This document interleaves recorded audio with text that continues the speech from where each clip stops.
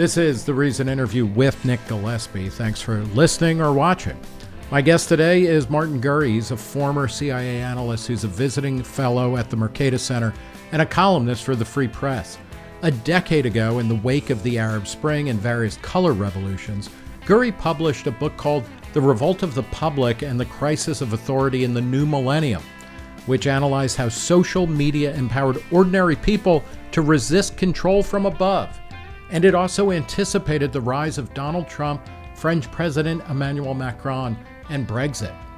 I spoke with Gurri shortly after the 2024 election at the Reason Speakeasy.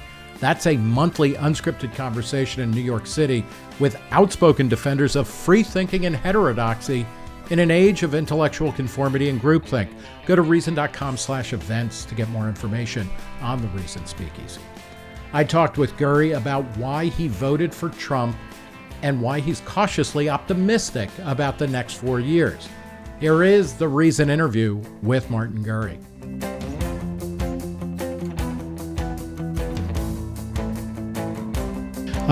Martin Gurri, thanks for talking to Reason. Love to be here. All right.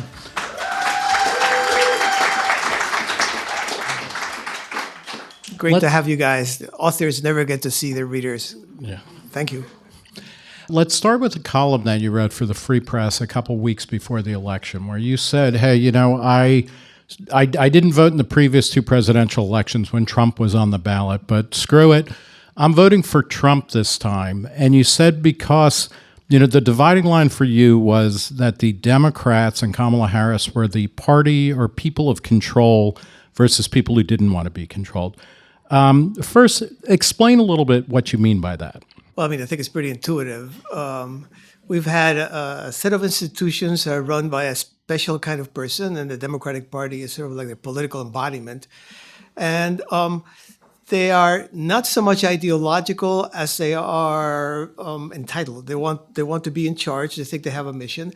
So whenever they appeal to some ideological, you know, say fig leaf, like, for example, fixing climate change or any number of other things, they invariably come back to, like identity, for example, they invariably come back to, well, and now the government has to, and now we have to, and you have to change in this way, and you have to give up your plastic straws. Yes, you have to do that. Give up your cars. You have to give up your stoves. Give up this, give up that. And it seemed like it was an endless list of things, not necessarily ideological when you kind of total it up. It was more of a, just sort of like we believe in these things because they make us be in control of you. And I mean, I had a moment with my wife, Amy, when I was walking in the city of Seattle, and we were past this glittering building and glittering people, young people in there. And in front of it, there were like half a dozen, they looked like dead bodies, all right? And the glittering people were just kind of walking over them and out. And I'm thinking, that's the end point of this, you know. This is, in the end, we're all kind of on the sidewalk, you know, on fentanyl, and they take care of us from their glittering towers. And I didn't think I wanted to do 4 more years of an administration that was essentially brain dead, except for this, you know, like vacuum cleaner of control where they wanted to suck everything. Very quickly, when you say, you know, climate change is a fig leaf, do you mean that Kamala Harris, or, you know, and she's standing in for the Democratic Party control, they don't really believe that, and they are just looking for something that will give them more kind of authority or basis to control things? In the last 2 or 3 weeks of the campaign, Kamala Harris spent $2.5 million on private jets. I mean, do you really believe in global warming if you do that? Of course not. It's for us. Yeah. We the peasantry. It's kind of like the censorship, right? Disinformation, I have always translated. What does disinformation mean? It means shut up, peasant, right? I mean, it means I can say it, but not you. So there was this whole structure that was being erected where one class could do and say, and the rest of us were like, no, we're silent, and we get, you know, shamed or sometimes prosecuted if we broke ranks. And I didn't want that to go on for the 4 years. So you, in that article, you talked about, you know, there are agents of control, which now sounds like Get Smart, right? That was control versus chaos, right? Which is, and then you said that the Republican Party and Trump they're agents of chaos. What do you mean by that? Because a lot of people would say, well, Trump, and if not Trump, Republican governors want to control women's ability to get abortions. They want to dictate, what gets taught or what doesn't get taught in public schools. How are they chaotic? Well, I mean, I think every political entity, to some degree, wants to manage and control a certain set of social and political decisions. But I think there's no comparison. I think there's no comparison between the two sides. And if you put Trump in the balance, Trump, who the heck knows what he believes in, right? I mean, Trump is truly an agent of chaos. I think he a remarkable. I mean, it now turns out one of the most salient historical figures in our history. I think certainly in the 21st century. But he has that wherever he is, chaos follows, whether it's intentional or unintentional. I think it's intentional. I can give you my explanation for it if you want. Sure. Yeah. I mean, I think people accuse him of power, which is what I accuse the other side of, right? The will to power is what I see that tremendous Borg of institutional elites. He is just, he runs on attention. So the more, and if you read his book, the Art of the Deal, he says it outright. And if you've read his book, you've done more than he has, right? Because, he certainly didn't write it, and he almost certainly didn't read it. No, he did not write it. Yeah. But if you read it, it's his voice. He clearly dictated to a very good ghostwriter who captured the style, right? The rambly style. He calls it the weave, by the way. Mm-hmm. Right. Weave, Yeah, and he goes on some really weird weaves. I mean, incomprehensible. But it's incomprehensible. So it's about, he sows chaos by drawing attention is always coming to him. No, he draws attention by sowing chaos, conflict.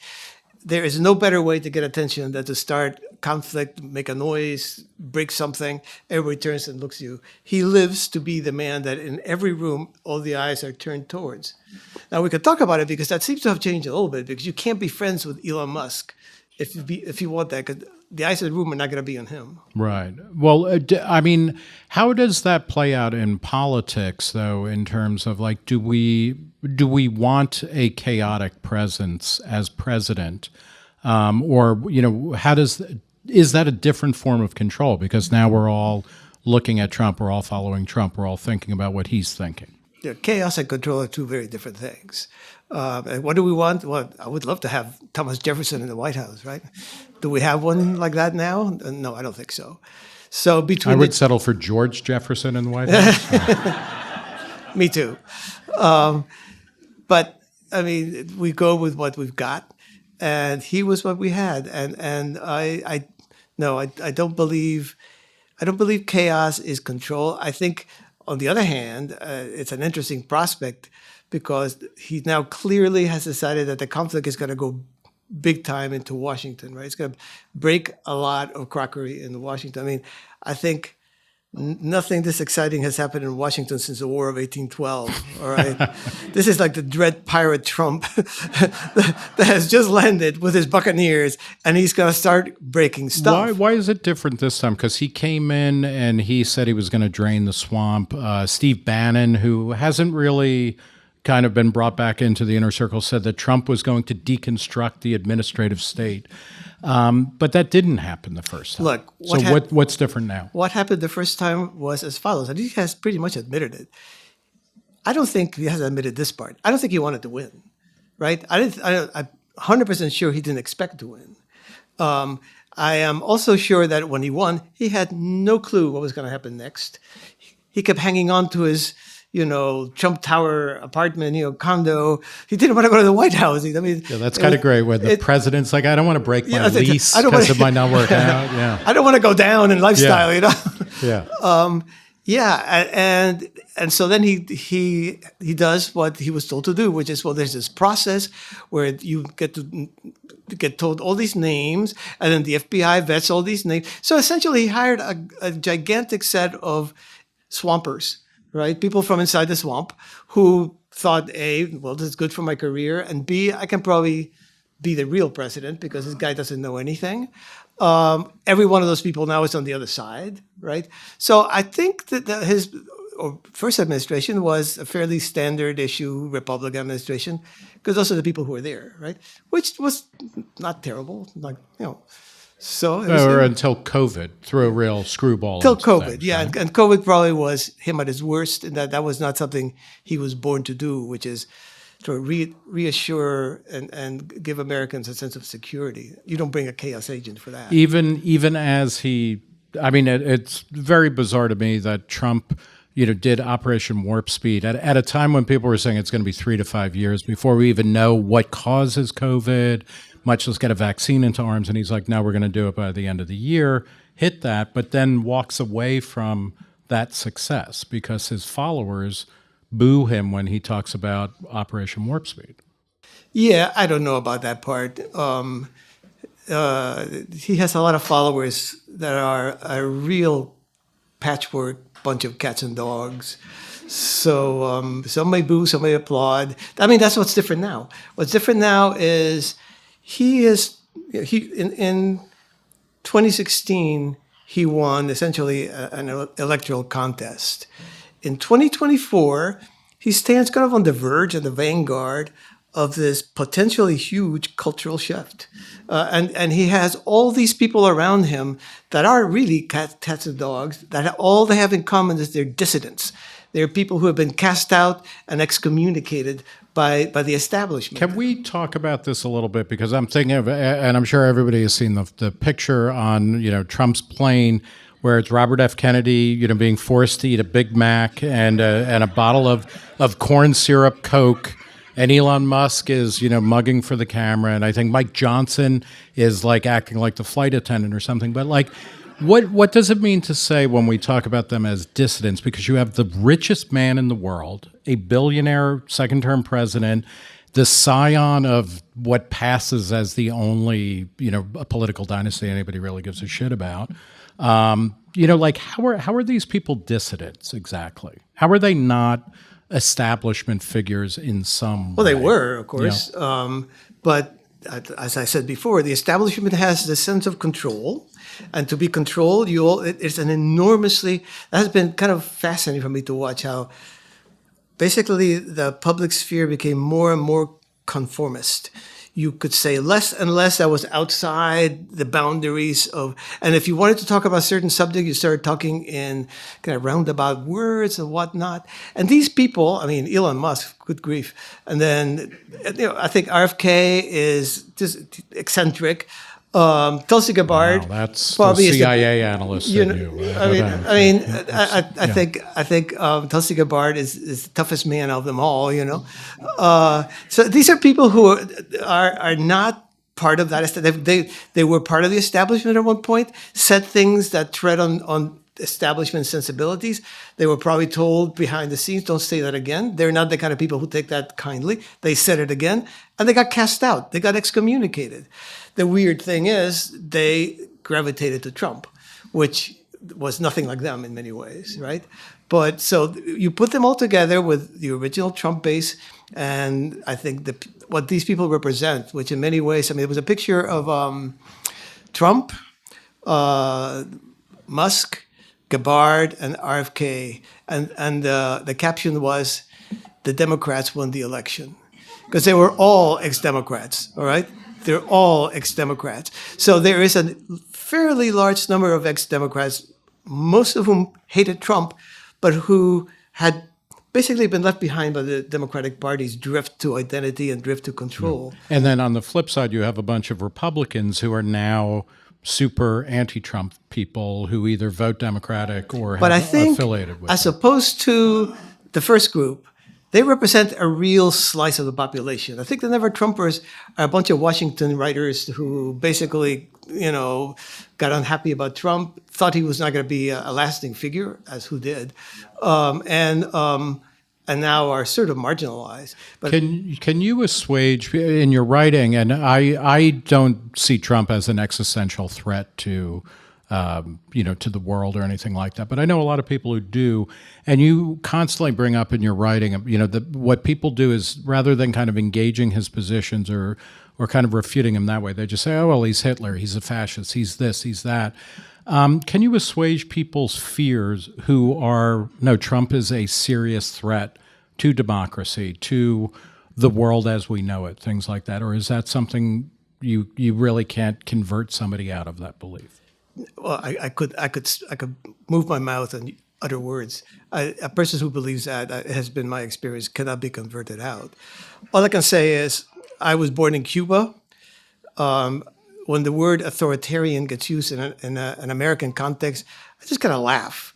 And by the way, including the left, which I think has a lot more will to power, the Democrats, the elites, whatever you want to call them, has a much more ingrained will to power than Trump, who is, I think, more of a chaos agent. But they're not authoritarian. Authoritarianism is what I experienced when I was a kid in Cuba, from the right and from the left. Okay, so Trump. What is that? Explain that. Yeah, it's very simple, and it comes with guns. It comes with you own the institutions, which Trump does not. All right, every institution is turned against him. Okay, every institution. The idea that he's going to give an order to the military, go shoot my opponents, and yes, sir, we'll do it. I mean, in what fantasy world? They were lying to him about how many American troops were in Iraq and Syria at the end of his first term. Right. Yeah. I mean, he is a person who, well, he was there when COVID happened. What happened in Hungary? Well, Viktor Orban thought, hey, this is a great opportunity. I'm declaring myself all powerful for the next year and a half or whatever. He clearly does have a bit. I mean, he's a Democrat. He's been elected, but he has a bit of the authoritarian spirit. Trump did the opposite. He wanted to give it to the states, the authorities to the states, and in the end kind of handed off the entire COVID policy picture to people like Fauci, the health bureaucrats. So, I mean, that would have been a perfect moment for him if he was an authoritarian to make a statement, say, it's me. I know it. I am all-knowing. I am science. Not that little guy over here. It's me, And he didn't. And you think, he's talked about using the military to carry out mass deportations, on a scale that we haven't seen ever, or certainly not since something like Operation Wetback under Eisenhower in the 50s. Gestures like that, or talking about using recess appointments in order to get his cabinet appointed without going through regular Senate protocols, that may be unseemly, but it is not authoritarian in a way that justifies calling him Hitler or Mussolini or anything. Yeah, I mean, that's just hilarious. I mean, it's insulting, actually, to the people who suffered under Hitler and Mussolini to call Trump that. Just because you feel psychologically damaged doesn't mean that you are being put in a concentration camp with your entire family and watching yourself and them die, okay? So, no. Let's see. Part of what's happening, dealing with the chaos agents, is you named a couple of things as if they were going to happen. We don't know what's going to happen because Trump is completely unpredictable. So let's wait and see. But one of the things he's bringing to the table this time around is he learned the Washington game, and he learned that you can make recess appointments perfectly legal. Why not? Okay, so. Before he was, I said that to people when he was president in 2016 to 20, and people look at me like I was crazy. I said, he is a naive. He is in the city, and he thinks he's in charge, and he's absolutely not in charge. And as it turns out, for example, the censorship structure that the federal government erected and it eventually got absorbed into the Biden administration began under him. He had no clue. So explain that a little bit. The censorship structure, you mean there were policing of social media and things like that? Yeah, it was online censorship, right? Online censorship, which is the only censorship that was needed because the mainstream media was pretty much 100% on the one side, but digital media was variable, and there was a sense that Trump had used it to win, which probably was true. And it is kind of amazing, and he's a cheapskate who tries to get everybody to pay his bills, but he did that in two winning presidential elections where he spent much less than his opponent, but gets a lot of free publicity, right? The guy not only craves attention, he is a genius. If the one thing he's a genius at is getting it. Yeah. Hairstyle. right? The hair. Well, and that Yeah. thereby hangs a tale. I was asked to go to Argentina, talk about populism and stuff like that. And I said, okay, the first thing you got to look, if you want to see if the person's a populist or not, is look at the hair, because you look at people like Boris Johnson, you look at people like Trump, you look at Bernie people like Sanders. Bernie Sanders, Yeah, Geert yeah. Wilders, Millet, who's crazy. Yeah. And you may think, well, why? This is kind of like a strange personal trait or eccentricity. It's not. It's a political signal, along with the weird way that they talk, which also all of them are weird. It's a way of saying, I am not them. I am separating myself from the way that the people look with their suits and their $1,000 haircuts and their jargon, the bureaucratic jargon. I am not them. So it's actually, it's significant, the haircut. Let's the comb over. It's a political comb over. You you said that, with Trump in place now, something different can happen. This is, rather than business as usual, like chaos is unleashed. So something can happen. In the Revolt of the Public, you write, and I'm paraphrasing slightly, but my thesis is a simple one.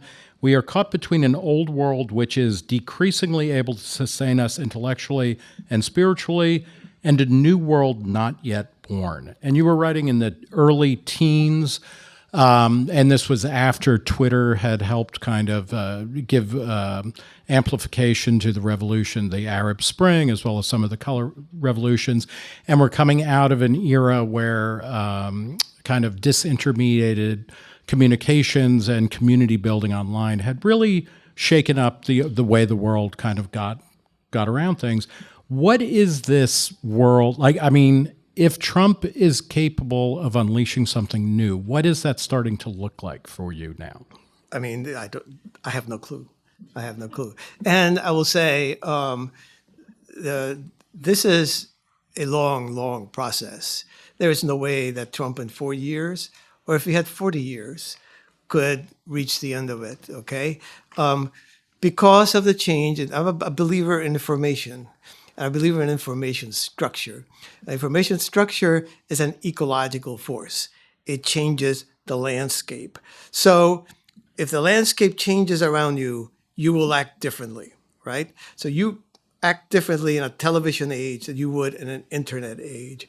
And we are now at the very, very beginnings of this colossal transformation.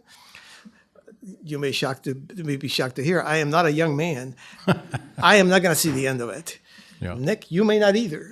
Some of you younger people around here may get to see what this looks like at the end, but it's going to take decades and decades before the old industrial era model of organizing humanity finds its way through this crazy digital storm that has been unleashed. Yeah, talk a bit about the industrial age, because I think by talking about the earlier iteration, or the thing that we're moving away from, it kind of gives a clearer sense of what you're talking about in the Revolt of the Public. It's very easy for me. Like I said, one good thing, I guess, about not being young is I was there. I don't have to read a book about it. And basically, the 20th century, which was basically organized on that industrial model, was like the glory day of being an elite. These very powerful hierarchical structures were erected. And it was not just government, it was media, it was corporations, it was the education, the health system, everything top down, on the principle that this was a very complex society. It was not, there was nothing stupid about it or nothing particularly oppressive about it. They felt like you needed to have people at the top who were qualified to run these very complex operations, and that the people at the bottom of these mass organizations then kind of got their information from the top. Since we had no alternative but to listen to Walter Cronkite in the olden days, who at the end of a 20-minute TV broadcast said, that's all there is, on, whatever, November, whatever, 19, whatever. And you wonder that the entire world could be crammed into 20 minutes of mostly video. But we had no way of knowing differently. So that system could last only when it maintained a semi-monopoly over the sources of information. Can we talk about some of the points of breakdown? Because in a lot of ways, that there's that build up to mid-century. It's after World War II. The U.S. has emerged as not the only superpower, because obviously the Soviet Union is there and there are other actors, but we have a much better economy. We have better school. People are coming here to take our stuff and to buy our stuff. But even as that was happening in the 50s, people in the U.S. were becoming dissatisfied with life under that set of organization. You have a 60s counterculture that gives rise to things like the Whole Earth catalog and other kinds of alternative publishing. People start leaving TV, and they either invent cable TV or other types of media. Why? Where did that come from? Because I guess my question is, we were taught in books like 1984 and Brave New World that they're, in the industrial age or the modern era, that these systems of control become ultimately all engulfing, and there's really no way to get around them. But in fact, they kept breaking down. They didn't control the economy well enough. They didn't control information enough.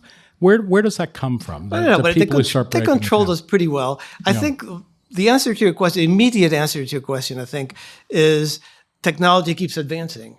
So technology breaks the walls, and then there has to be a period of adjustment. The TV period of adjustment, I think, was not anything like the digital one, because it still was controlled by a handful of people, and they pretty much decided what you were going to see. I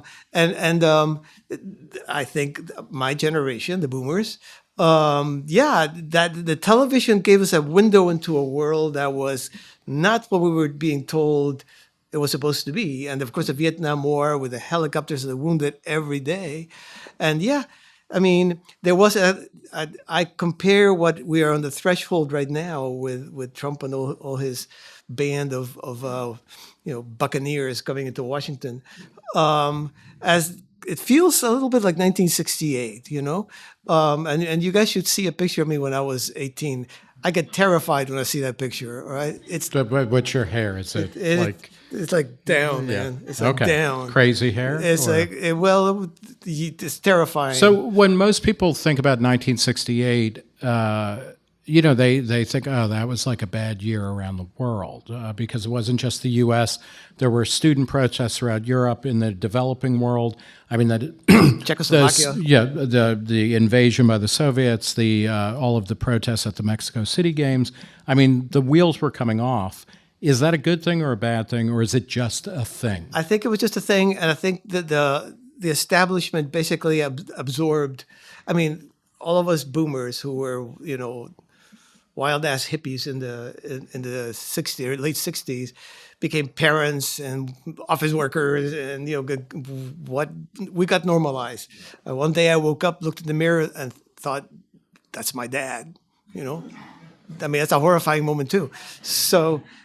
Basically, the system was flexible enough to absorb that. And is the system no longer flexible enough or resilient enough to contain people? I think the system is falling apart. Mm-hmm. I think that's part of the problem. What you need for a real elite is a set of people who elaborate an ideology that's overarching as to why we should be in charge, where everybody listens to that and goes, yeah, that makes perfect sense. You are the people who should be there. The people who are in charge now keep saying we should be in charge because we want to be in charge, because being in charge is good. And, because of the internet, they're not as smart as they pretend to be, that they're not as knowledgeable as they pretend to be. You suddenly see them, they're running around with all kinds of sexual escapades of all kinds. So their moral standard is not what it should be. So it's in pieces, and they are in a panic, and it's a very low quality elite. So do you see in Kamala Harris's inarticulateness? She's kind of voicing the inability of a contemporary elite at the end of an era to really defend its position. She practically had a speech impediment. She couldn't talk. The English language was her enemy. I mean, and this woman has sort of bubbled up. This is what happened in situations like that. So bubbled up in California, became attorney general in California, became senator in California, for reasons having nothing to do with her abilities, became vice president to Biden, and for bizarre reasons having to do with all of a sudden everybody realized that Biden was Dottie. I mean, I don't know why that was such a surprise. Became the candidate. So having achieved nothing, she's got to bubble her way up to almost being president. That And was you, in a column pretty about Joe terrifying. earlier this year, in a piece about Joe Biden, he kind of personifies this too, right? Where Yes, the two of them. he was in the Senate, he was elected in 1972, ran for president first in 1988, and really fizzled he blew up on the launch pad. How is that? How you know the system is ending when the elites that get coughed up to the very highest level just can't pull off the trick anymore? Those are the two people who have represented the established way of thinking, not just in Washington, but in all the institutions, and is Kamala Harris, who can't speak, and poor Joe Biden, who at his best when he was young had trouble speaking, but now is, it's kind of a sad thing with him. I mean, he clearly is very debilitated, and yet that was concealed, and that was, there's a sense that by this establishment, they've never quite have decided that they accept the existence of the internet, right? So and the internet in this is, it is a specific set of technologies, but it's a stand-in away from a kind of uniform standard or a system of control to one of, you talk about it in terms of fragmentation as well as disintegration. Right. The old industrial system was these great big lockstep hierarchies, a lot of flexibility, a lot of knowledge going back and forth.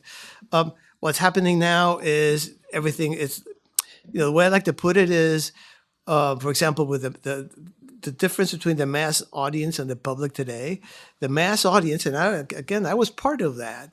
It was like this huge mirror in which the entire United States population, including me, there I am, all of us were there, and the mirror has toppled, it has shattered, and the public lives in all the broken pieces, okay? So that's the difference now, is that we're all kind of in our little islands, and it's not true that we live in bubbles. It's not true that it's impossible to live in a bubble in this era, because the bullets are flying all around, and you have to know where they're coming from and who are these people, why are they saying this. But you are a member of a much smaller entity than you would have been in the old days when you were part of some huge, some part of, even to this day, for example, if you are the meanest, lowest professor in a farm college in the Midwest, you feel superior to the owner of the cafe that you're sitting in drinking your latte, right? Because you're part of academia and he's not, right? So it's a sense of being part of these institutions that even at the bottom was very important.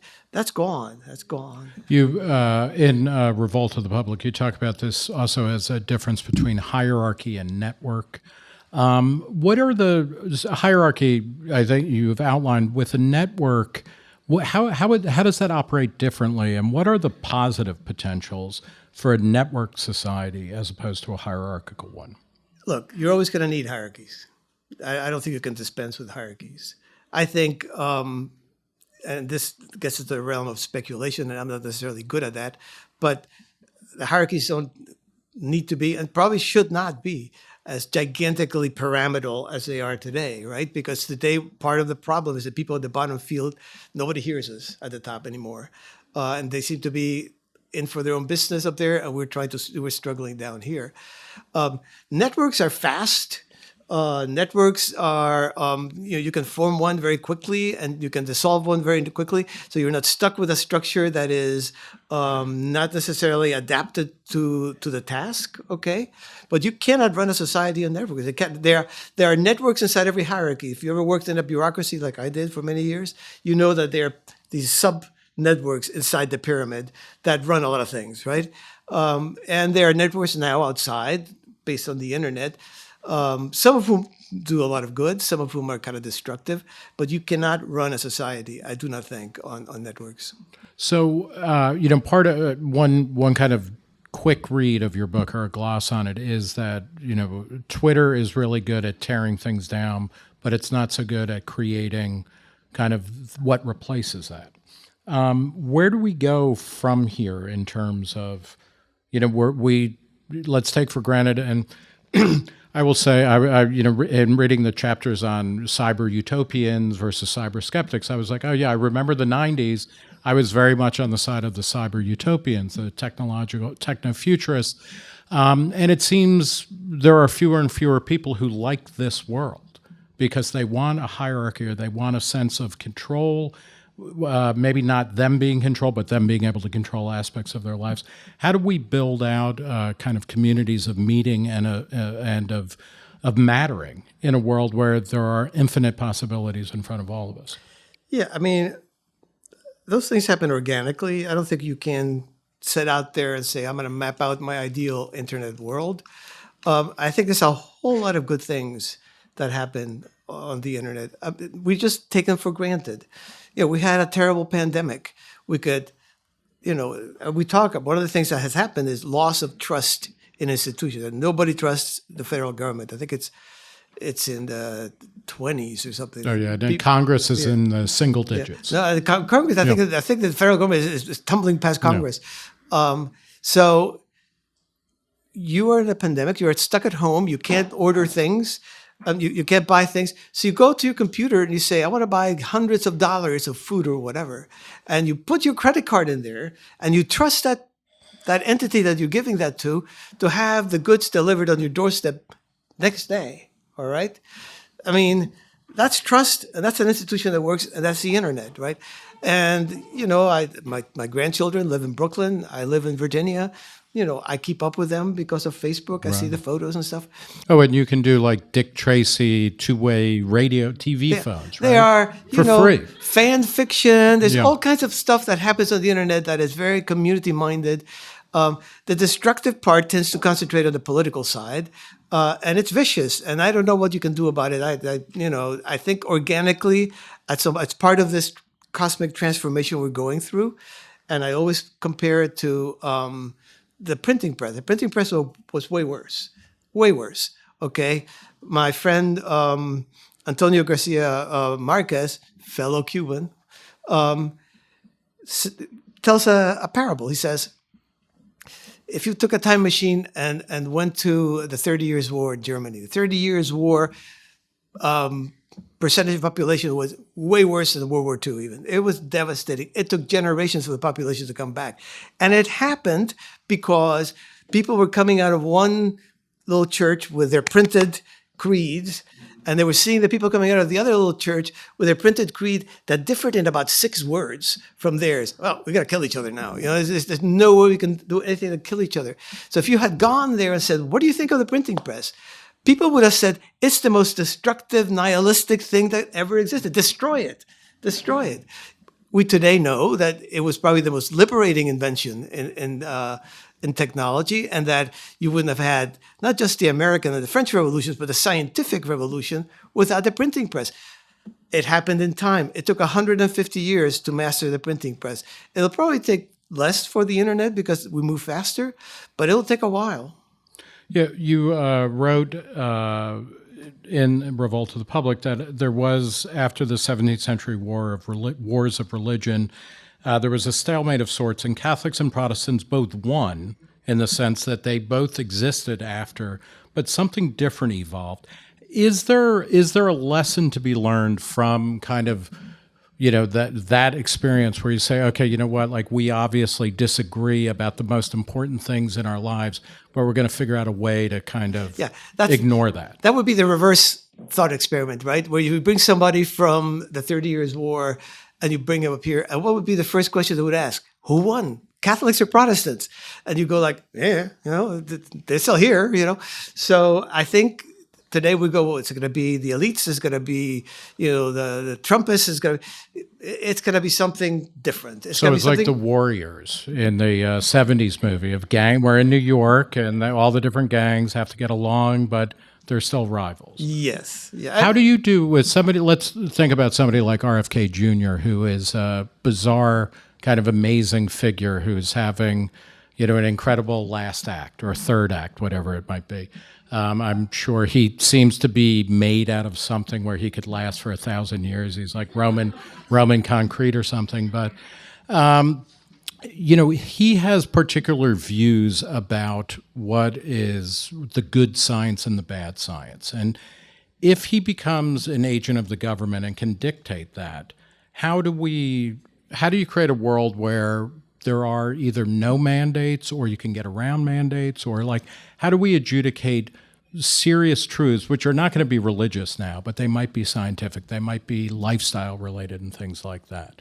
What do we do? Well, the first thing to say is the truth today is up for grabs, right? I mean, obviously, if you're standing in front of a onrushing truck and you want to play postmodernistic, you're probably going to get squashed.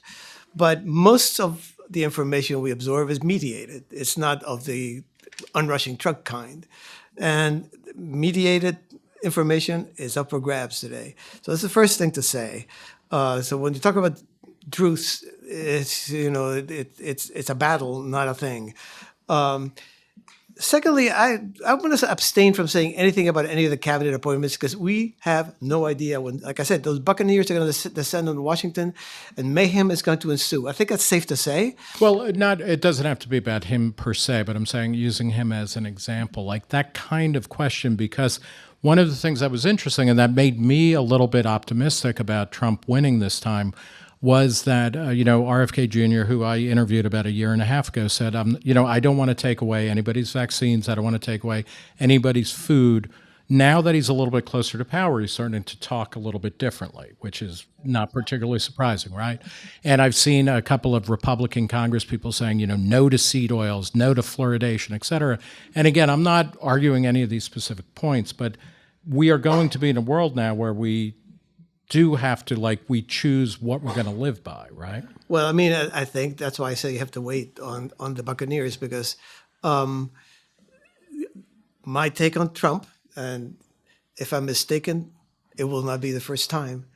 But you don't have that much longer to live, right? So you can... Are you kidding me? I'm a boomer. I'm not ever dying. That's right, yeah. So I voted for him because I thought that the other side was massively, massively controlling and in a very sort of panicky way, which is the worst kind of controlling because even they were controlling things they didn't need to control. They were just not... What's an example of that? I think the whole disinformation thing is, do you really think that you can change people's minds by filtering them or shadow banning them or all those tricks that were pulled? You think that somehow or another this is going to have a tremendous impact? I think it kind of did, but the impact was for people like me who said I don't ever want to have this happen in my country ever, And I voted for the other side, Trump, for the first time, thinking, well, I'm pretty sure this guy, being an agent of chaos, is just going to say, the hell with this, and he's talked about it, and he's promised to take down that structure.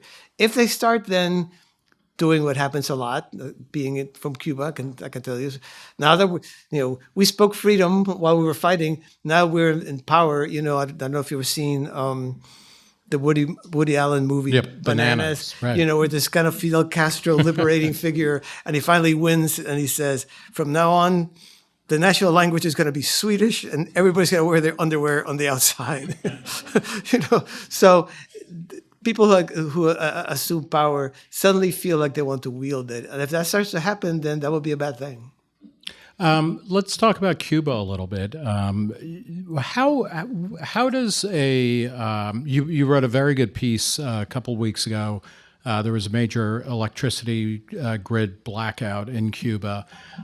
For most of your life, certainly my life, everybody in this room, Cuba has been going downhill. It's just getting worse and worse on a very basic material level. How does a system like that actually collapse and something new come up? That's such a good question. And I wish I had an answer. I would have told CIA or something. The thing about they would have screwed it up. Let's face it, right? True. The thing about Cuba is in 1958, right before the revolution took over, it had double the GDP per capita of Japan. Okay, so it was a thriving. My dad was a kind of an economist. I mean, there was no economics faculty when he went to school, but he was kind of that. He said Cuba was in the takeoff spot. It wasn't a developed country. It was still a poor country, but it was in a takeoff spot. A really strong middle class, really thriving business and industry, just ready to take off. And they've been cannibalizing that to this day. I mean, down to the cars, right? The cars that were there in 1958, they're still driving them. The water pipes that were put in there are starting to break down. They were the ones that were there in 1958. When you were Fidel Castro, you were a world historical figure in your own eyes, and he basically made a colony out of Angola. I mean, he fought this ferocious wars in Angola, mostly won them. The idea of building water and sewage pipes was like, what is that about, right? He always got a good press because he always said all the right things and made all these claims about, the healthcare and the education system and so forth. But I mean, how does a system like that collapse? I think gradually and then suddenly. I think that's the way those things always happen. There's no predicting it. There's no causing it. I think maybe it's hard to get an insight because everything's so opaque. Maybe Raul Castro, he's still alive. Maybe the moment he dies, or at least is acknowledged to be dead, there will be this lifting of fear because the people after the Castros are really of an entirely different quality. Right, and there's no ideological overlay on anything anymore. There's right? no ideology in Cuba anymore. Cuba is run by a mafia of people who basically want to live well and know that they're sitting in a volcano, right? So they're very nervous. And they're sending money overseas all the time, including here to the United States. And some of them, in fact, there's a former member of the Cuban Communist Party Central Committee, ended up in Miami. And they spent his entire life oppressing his people and yelling at the United States. Now he's in Miami. I mean, that seems wrong to me, but what do I know? They're leaving, many of them. The ones that are staying are very nervous. All it will take, there have been protests for all these blackouts. The blackouts are terrible. If you know Spanish and you go to the Cuban internet, it's like an ongoing Greek tragedy. It's like a chorus in a Greek tragedy saying, what can we do? How can we live like this? Literally saying things like, I'm losing my mind. I'm beginning to lose my mind. Be in darkness for 48 hours and see what it does to you. They go out in the streets, they bang pans, they make all kinds of things. At one point, they're going to say, I don't care if I die. The thing is, though, is they have an escape hatch. The people leave. So 10% of the population has escaped the island in the last 2 years. 10%. All right? All of them practically ending up here. Not through rafts or anything. They go through the Mexican border that was so open. So they have that escape hatch. Those mostly, as most of, immigration gets talked in terms of families. Most large-scale immigrations are young men, okay? And these are largely young men who would, if they had stayed, have been the ones that would have said, man, I don't care if they kill me. I'm going to try and change the system. Do you think the United States has a responsibility to people in Cuba or Venezuela or countries generally to welcome them or to work in ways that obviously everything is unpredictable, that would potentially speed up the demise of authoritarian regimes? No, or is that too much? Number one, I don't think, the Cubans, I am one, messed up their own country. I know they blame us deeply for it, but it's not true. We did it ourselves. So I don't think we owe them anything in that regard. In terms of if we knew how to push a button and overthrow that system, it would be immoral not to do it because it's such a horrible system. But there is no such button. There is no such knowledge. We don't know how to do it. And we should stay away, I think. We should just stay away, let it happen. And that's generally throughout the world. Well, as long as our interests are not engaged. Yeah, I don't think our interests are engaged in Cuba. The Cubans are slowly sinking into a black hole. They're not a threat to anybody right now. But if our interests are engaged, that's a different matter. One of the interesting parts of the revolt of the public is when you talk about the revolt in Tunisia, which really was the start of the Arab Spring. This is a thing where it's like once it happens, it's like, yeah, of course it should happen, but it's hard to know when. And could you walk through a little bit of how that kind of illustrates how hard it is to know when things are going to change. And also then afterwards, maybe, something has changed, but things aren't necessarily any better. Right. Yeah. So in Tunisia, there was this street vendor who was very abused by the government and basically reached his wit's end. and set himself on fire. And nothing happened. Nothing happened. Then about 3 months later, there was this other street vendor that set himself on fire for the very same reason. And somebody took pictures. And the pictures were published. I think there was video too. I've never seen the video, but I know for a fact there are pictures. I've seen them. And it was horrific. It was horrific. And those pictures ignited the revolt in Tunisia that overthrew the dictator who had been there for like 20 years, which in turn was a spark for Egypt, which in turn was a spark for the rest of the Arab world. So that second street vendor was a gigantic change. He became a world historical figure. The first had done the exact same thing. Nothing happened. Sparks are unpredictable. You throw a spark and it does nothing. So a spark hits something and there's gigantic fire, right?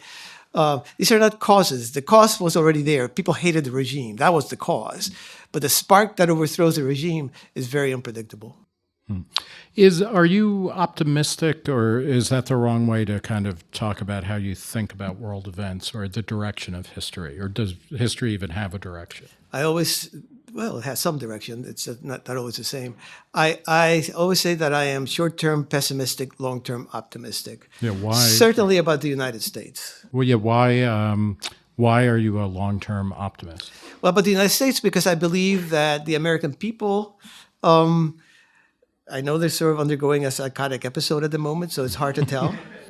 But coming from Cuba, I can tell you the American people, in my opinion, are fundamentally sensible and sound, and still are. That's a little bit of what was at stake in the election. Was that we still the same people, or have we completely changed? No. The idea of the normies, the normal people versus the elites. I think we will stabilize the ship. But, we're not going under. And I have faith that democracy, which is very important to me, will in this tremendous transformation, is going to be carried forward. I'm not certain, and it's not something we should just kind of let happen. We should all work to see that it does. But I think it will happen because I trust the American people. We're going to stop the conversation right now. We've been talking with Martin Gurri, the author of The Revolt of the Public and the Crisis of Authority in the New Millennium. Thank you.